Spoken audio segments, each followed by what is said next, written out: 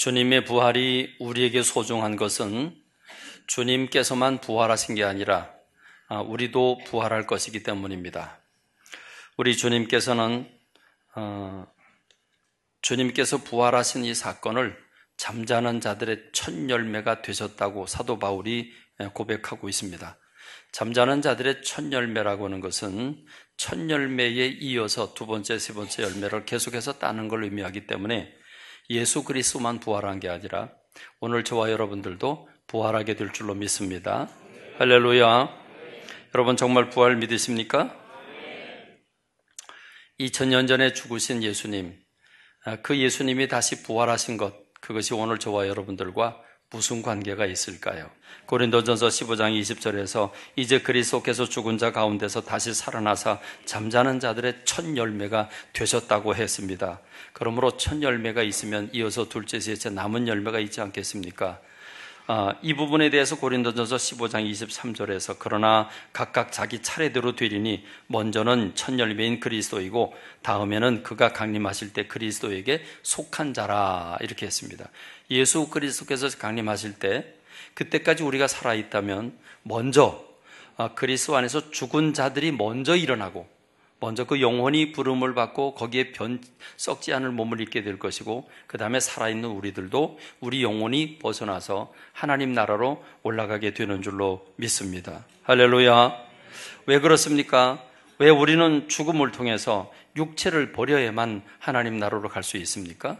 우리 육체는 흙으로 지어졌기 때문에 물질적인 거기 때문에 썩어지고 쇠하여지는 겁니다. 썩어지고 쇠하여지는 것은 우리가 하나님 나라로 갈 수가 없습니다. 거긴 영원한 것이기 때문에 혈과 육은 하나님 나라를 이어받을 수가 없고 또한 썩는 것은 썩지 아니한 것을 유업으로 받지 못하느니라. 그래서 우리 영혼이 하나님 나라로 가게 되는 줄로 믿습니다.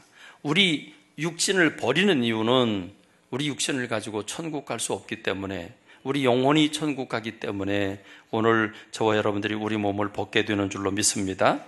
오늘 우리가 읽은 본문의 말씀은 바로 이 부분을 설명해 주고 있는 거거든요. 보라 내가 너에게 비밀을 말한다 그랬습니다. 마치 이런 것 같아요. 우리 귀에다가 이렇게 입을 갖다 대고 내가 너에게 비밀을 말할 게 있는데 이건 누구한테도 얘기하면 안 돼. 이거하고 비슷해, 그렇죠? 비밀을 말한다고. 그 비밀이 뭐냐고요? 우리가 다 잠잘 게 아니다. 우리가 다 죽을 게 아니다. 죽는 게 아니다. 성경은 죽음이라고 표현하고 있지 않아요. 다 잠이라고 표현하고 있어요. 우리가 죽은 나사로 깨우러 가자 하지 않고 잠든 나사로 깨우러 가자 그랬습니다. 여러분, 잠은 다시 깨어나는 걸 얘기하잖아요. 우리가 다 잠잘 것이 아니다. 마지막 나팔의 순식간에 홀연히 다 변화되리니 마치 군뱅이가 변해서 매미가 되고 여러분 그 징그러운 저 유충들이 변해서 잠자리, 아름다운 고추 잠자리 같은 잠자리가 되듯이 오늘 저와 여러분이 이 불편한 몸을 벗고 자유로운 몸이 돼서 하나님 나라로 변화되는 그 하나님 나라로 가게 되는 역사를 마지막 나팔의 순식간에 홀연히 다 변화되리니 나팔 소리가 나매 죽은 자들이 썩지 않을 것으로 다시 살고 우리도 변화하리라. 이 썩을 몸이 반드시 썩지 아니할 몸으로 변화되겠고 이 죽을 것이 죽지 아니함을 입으리로다. 할렐루야. 그리고 이 썩을 것이 썩지 아니함을 입고 이 죽을 것이 죽지 아니함을 입을 때에는 사망을 삼키고 이기리라고 기록된 말씀이 이루어지리라. 사망아 너희 쏘는 것이 어디 있느냐?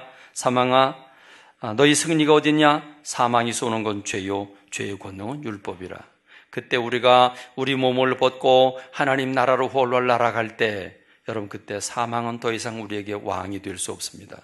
우린 자유 몸이 되고 영원한 몸이 돼서 주님 나라로 가서 주님과 더불어 영원히 살게 되는 줄로 믿습니다. 할렐루야.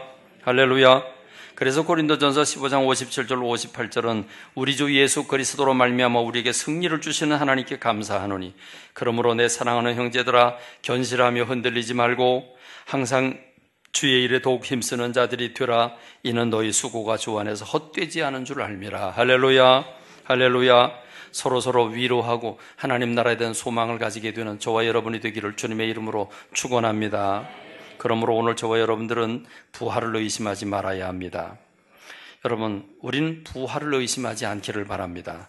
부활이 있어야만 된다는 사실을 기억하는 오늘 저와 여러분들이 되기를 주님의 이름으로 축원합니다. 축원합니다. 여러분, 성경에 보면 부활하신 예수님을 만난 많은 사람들의 보고가 기록되고 있죠. 마태복음 28장 2절로 4절의 말씀을 보면 먼저 여자들이 예수님을 찾아갑니다. 여러분, 성경에 보면 이 여자들이 소개되고 있는데 예수님을 제일 먼저 만나는 여자들 소개가 되고 있는데 여러분, 이 여자들은요, 너희들은 그럼 목사님 설교 말씀 2번 들어. 날 잘 봐. 2번. 이 여자들은요, 평소에 예수님을 따라다니면서 그 7 귀신 들렸던 마리아를 비롯해서 예수님께 은혜 받은 사람들이죠. 이 여인들이 예수님을 따라다녀요. 12제자와 함께 예수님 따라다니면서 적어도 12제자를 비롯해서 많은 수십 명의 사람들이 항상 다니니까 먹어야 되잖아요. 그러면 밥을 만들어야 되는데 어떻게 해요? 그렇다고 예수님이 돈에 대해서 철저히 계산하면서 하신 분이 아니잖아요. 그렇죠?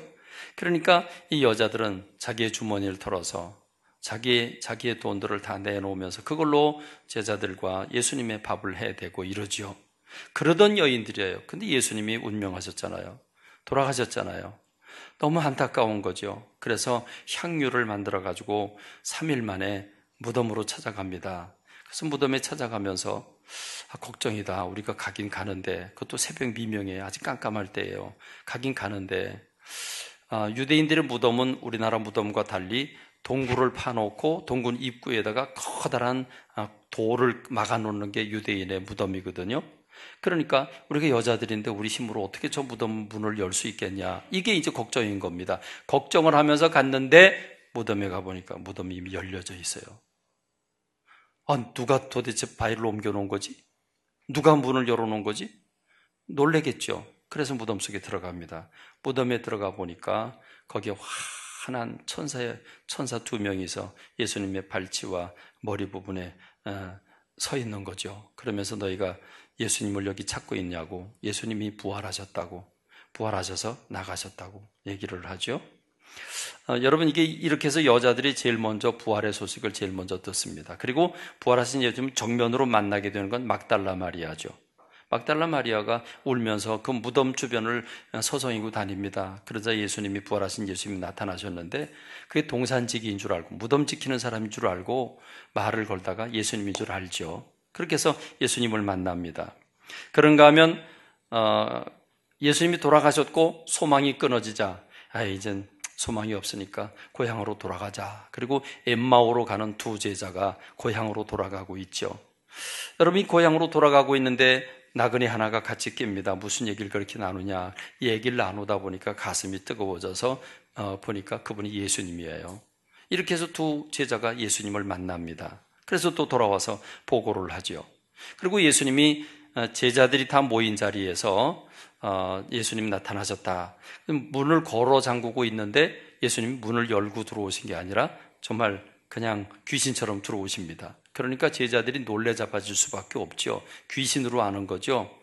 그러니 예수님이 그들을 위로하고 손과 옆구리를 보여주시는 이런 사건이 있었다고 하는 것을 성경이 얘기해주고 있습니다. 그런데 그때 그 현장에 도마가 없었어요.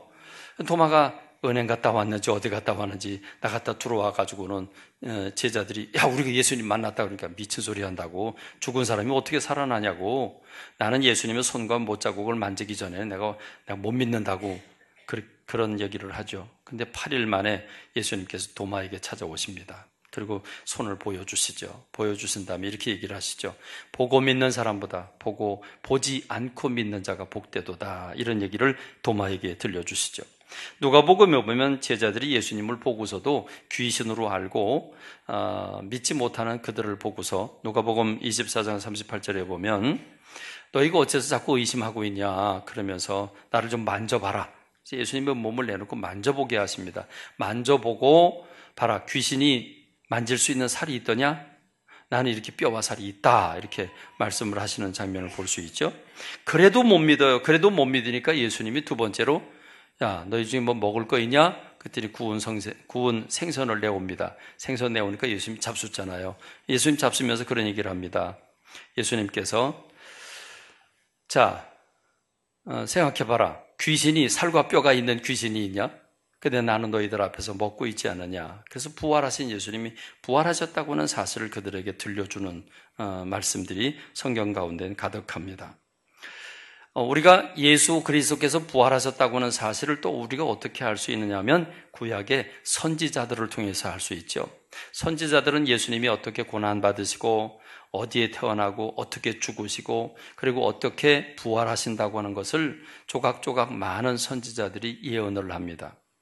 여러분, 그 가운데 예수님 오시기 600년 전의 사람으로서 이사야라고 하는 선지자가 예언을 하는데, 이사야서 53장 3절로 7절의 말씀을 보면, 그는 실로 우리의 질고를 지고 우리의 슬픔을 당하였거늘 우리는 생각하기를 그는 징벌을 받아 하나님께 매를 맞으며 고난을 당한다 하였노라. 그가 찔림은 우리의 허물 때문이요 그가 상함은 우리의 죄악 때문이라. 그가 징계를 받음으로 우리는 평화를 누리고 그가 채찍이 맞음으로 우리는 나음을 받았다. 여러분, 600년 전에 선지자가 600년 후에 오셔서 십자가를 지시고 찔리시고 매 맞으시고 고통받으실 걸 어떻게 알았을까요? 어떻게 알았을까요? 성령의 감동으로 그가 기록한 줄로 믿습니다. 그리고 여러분 7절 말씀을 보니까 그가 곤욕을 당하여 괴로울 때에도 그 입을 열지 아니하였으며 마치 도수장으로 끌려간 어린 양과 같이 털 깎는 자 앞에서 잠잠한 양같이 그 입을 열지 않았다. 예수님은 한마디도 변호하지 않으셨습니다. 침묵을 지키십니다. 빌라도 앞에서 대제사장 앞에서 어떤 곤욕을 치러도 그는 살겠다고 발버둥 치거나 자기가 죄 없다고 변호하지 않으셨습니다. 인생들의 죄를 다 짊어지시기 위해서 고난받으신 예수님은 그 모든 십자가를 달게 지십니다. 그런데 여러분, 이렇게 죽으실 것을 이사야라고 하는 선지자가 어떻게 알았겠냐는 거죠. 요한복음 19장 36절에 보면 이제 그 십자가에 달린 사람들을 저녁이 되면 끌어내리는데 보통은 끌어내리지 않습니다. 그냥 죽도록 내버려 두는데 그게 하루아침에 안 죽습니다. 하루 이틀 3일 4일 갑니다. 그럼 서서히 죽어가는 거죠. 그걸 보면서 로마 정부에 대해서 무서워하는 마음을 가지라는 거죠. 그런데 내일이 6월절 명절이기 때문에 명절 전에 십자가를 다 없애야 됩니다. 그래서 십자가를 끌어내리는데 십자가 양편에 있는 사람들은 아직 살아있기 때문에 뼈를 꺾어 놓습니다. 그런데 예수님의 무릎은 꺾지 않았다고 그랬습니다. 왜냐하면 이미 운명하셨기 때문에, 이미 돌아가셨기 때문에 꺾을 필요가 없었던 겁니다. 근데 살아있는 사람들은 강제로 꺾죠. 그래서 죽이죠. 이 부분은 이미 구약 성경에 그 뼈를 꺾지 않을 거라고 하는 말씀을 성취한 거다 그랬는데, 여러분, 하나님께서 이스라엘 백성들을 출애굽하는 과정에서 어린 양을 잡고 그 피를 대문에 바르라고 명령을 하시죠. 그리고 바릅니다. 그리고 죽음의 천사가 통과를 합니다. 패스오버를 합니다. 그래서 유대인 집안에는 다 살지만 이집트 집안은 다 아들들이 죽어지죠. 장자가 죽어지죠. 여러분, 그때 하나님께서 명령을 하시죠. 어린 양을 잡아라. 어린 양을 급하게 구워 먹어라. 구워 먹되 뼈는 꺾지 마라 말씀을 하십니다.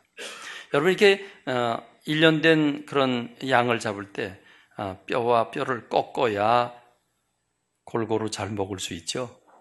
뼈를 꺾지 않는다는 건 좀 불편할 수 있어요. 그런데 뼈를 꺾지 마라 라고 말씀하시죠. 매년 6월절 만찬을 할 때는 반드시 그 뼈를 꺾지 않습니다. 그러다가 예수님을 통해서 성취되는 모습을 우리가 볼 수 있죠.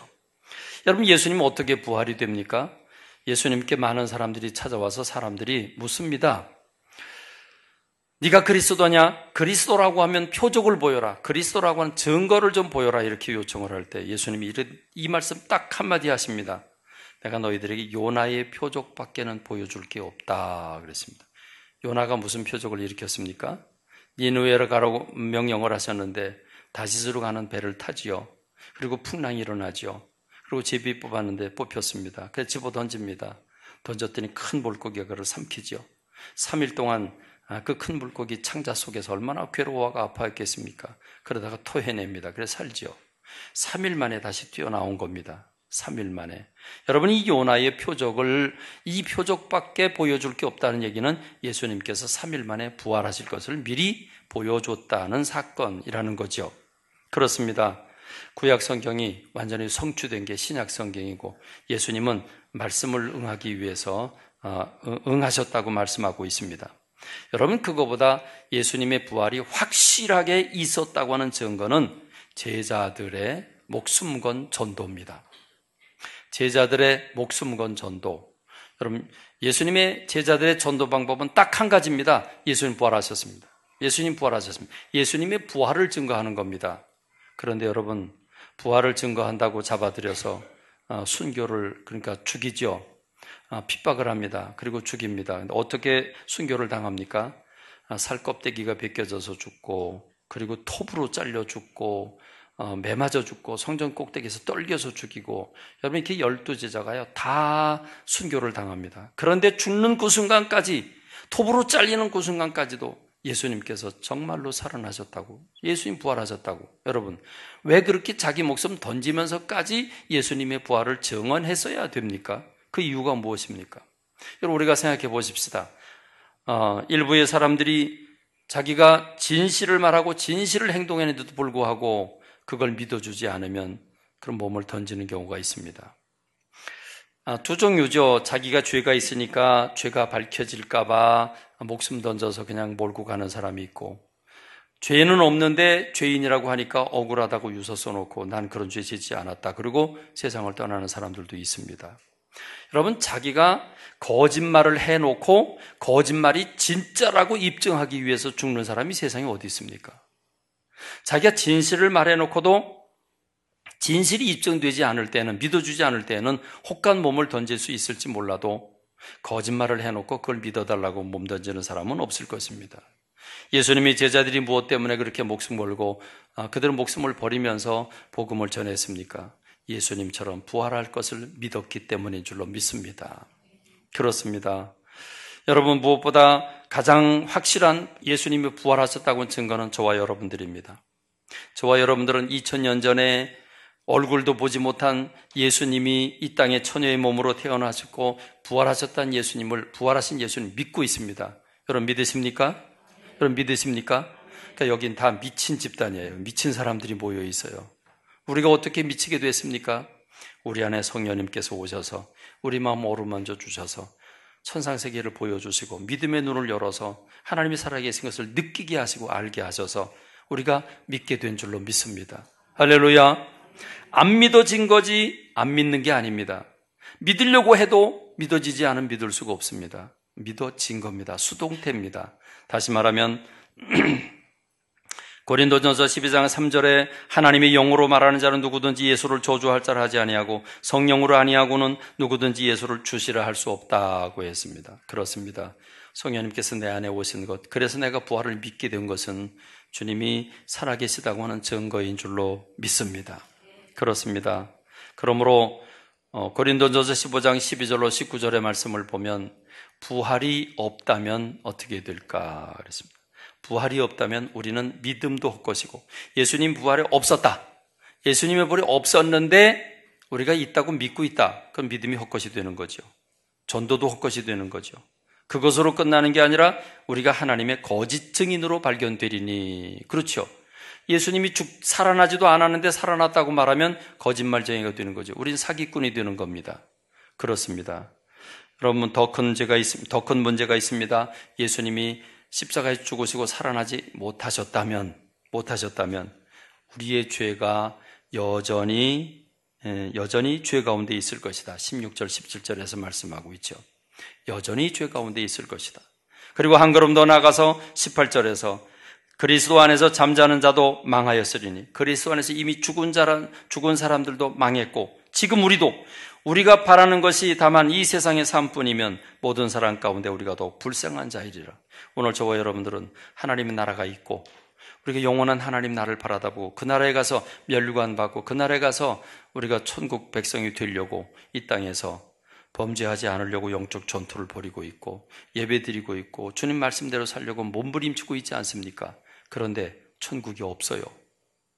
다시 살지 못해요. 그러면요, 망한 거죠. 우리가 이렇게 사는 게 망한 거죠. 그러니까 그리스도의 부활이 있다고 하는 것을 우리에게 말씀해주고 있는 겁니다. 그렇습니다.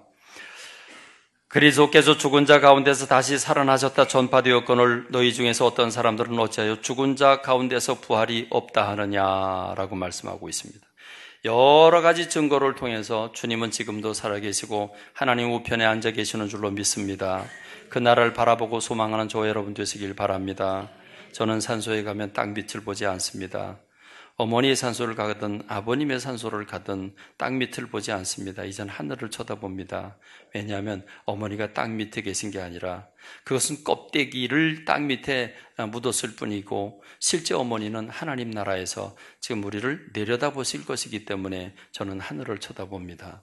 오늘 저와 여러분들이 하늘을 쳐다보고 소망을 가지게 되는 저와 여러분이 되길 주님의 이름으로 축원합니다. 그러므로 우리는 부활의 증인이 되어야 합니다. 너희는 이 모든 일의 증인이라 했습니다. 아직도 이 부활의 비밀을 하지 못하고 군뱅이처럼 또는 징그러운 그 잠자리 유충처럼 물속에서 땅속에서 그 세상이 다인 줄 알고 그리고 이 세상의 모든 것이 다인 줄 알고 거기에 모든 걸 다 투입하고 살아가고 있는 사람들, 이 사람들에게 오늘 우리가 영원한 하나님의 나라가 있다고 하는 걸 일깨워줘야 되는 줄로 믿습니다. 우리도 잠자리처럼 매미처럼 언젠가는 탈피할 때가 있다고 하는 사실을, 우리 영혼이 자유롭게 우리 몸을 떠나서 하나님 나라로 가 영원히 주님 나라에 살 때가 있다고 하는 사실을 깨우쳐주는, 그래서 전도하는 이 부활의 증인이 되는 제가 되고 여러분이 되기를 주님의 이름으로 축원합니다.